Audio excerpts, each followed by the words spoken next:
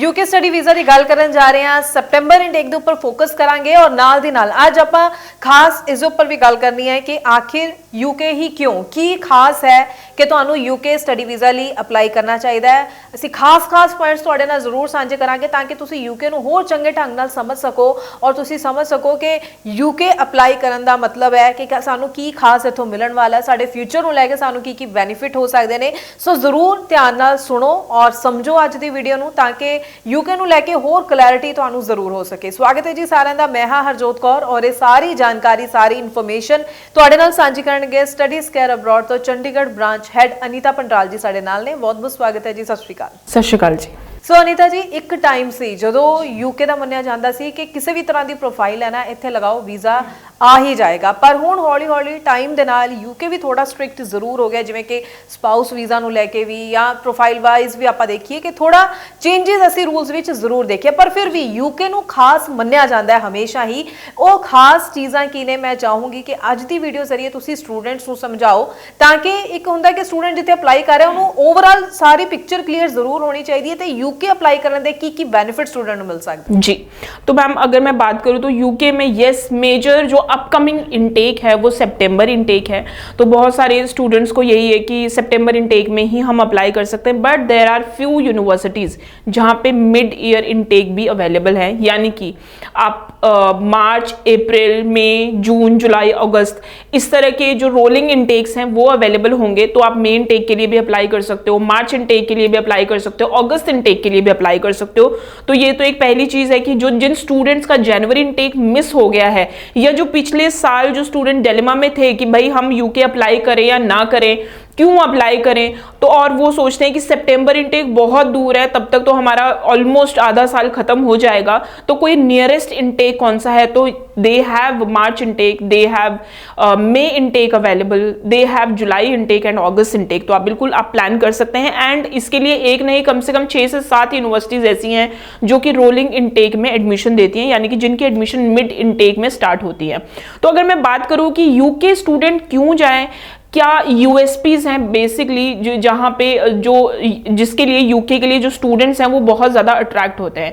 सबसे पहली जो मैं क्वालिटी बताऊंगी यूके की, that is the quality of education, यानी कि क्वालिटी ऑफ एजुकेशन इतनी अच्छी है कि अगर आप वर्ल्ड वाइड कहीं पे भी जॉब के लिए जाते हो तो शायद ही आपको उस पर्टिकुलर जॉब के लिए मना होगा। रीज़न ये है कि यूके में there are N number of the courses, यानी कि आप किसी भी कोर्स की बात करो you will have the N number of specialisation. आप एआई की बात करो, आप मार्केटिंग की बात करो, आप जर्नलिज्म की बात करो, एडवर्टीजमेंट की, सेल्स की, यानी कि जो भी फील्ड जो भी आपने अगर आप +1 +2 में हैं या फिर अगर आप ग्रेजुएशन कर रहे हैं, तो जो भी मैं ये कह सकती हूँ कि जो भी टॉपिक आप पढ़ रहे हो किसी भी सब्जेक्ट का, तो अगर आप ये सोचते हो कि इस के रिलेटेड कोर्स कहाँ में मिलेगा, you can get that particular course in UK. So this is the best thing. और इतने आपके पास यूनिक कोर्सेज होंगे, ऑब्वियसली आपके पास जो जॉब्स की अपॉर्चुनिटीज होंगी वो बहुत ज़्यादा अच्छी होंगी। दूसरी चीज़ ये है कि UK is known for the scholarship. अगर मैं बात करूं तो यूके में हर एक यूनिवर्सिटी ऐसी है जो कि अंडर ग्रेजुएट, पोस्ट ग्रेजुएट हर कोर्स के साथ स्कॉलरशिप देती है। स्कॉलरशिप का अमाउंट भी इसी तरह से रहेगा 20-25%, 30-35%, बहुत इजीली मिल जाता है, बहुत ज़्यादा रिक्वायरमेंट नहीं रहती है। थर्ड, अगर कोई यूके में कोई स्टूडेंट मास्टर्स करने के लिए जाता है तो हर स्टूडेंट को जो मास्टर्स करनी होती है वो एटलीस्ट 2 साल की मास्टर्स करनी होती है in order to complete get the degree certificate. But UK is the only country जो कि आपको 1 साल की मास्टर्स करवाएगी और उसके बदले में आपको 2 years का पोस्ट स्टडी वर्क वीजा देगी। तो again that is the very good thing in UK. आप 1 साल की मास्टर्स करो, इससे फायदा क्या होगा कि 1 साल की मास्टर्स करने के बाद आपको 2 साल का पोस्ट स्टडी वर्क वीजा मिलेगा। पहला चीज इसका ये बेनिफिट है कि आपने बहुत कम टाइम में आपने जो फीस जो खर्च करी है वो सिर्फ 1 साल का, यानी कि आप अपनी मास्टर्स की डिग्री, आप अपना बजट उसी तरह से करते हो। किसी स्टूडेंट के पास बहुत ज्यादा बजट नहीं है और उनके पास फीस को इतना ज्यादा अफोर्ड नहीं कर सकते, तो अगर मैं फीसेस की भी बात करूं तो 13 लाख से 18 लाख के बीच में इनकी फीसेस होती है और आप 1 ईयर की भी कर सकते हो। तो अगर आपको 1 साल की मास्टर्स 13 से 14 लाख में मिल जाती है तो यानी कि यानी 1 सेमेस्टर की जो फीस होगी वो भाई 7 से 8 लाख के करीब होगी।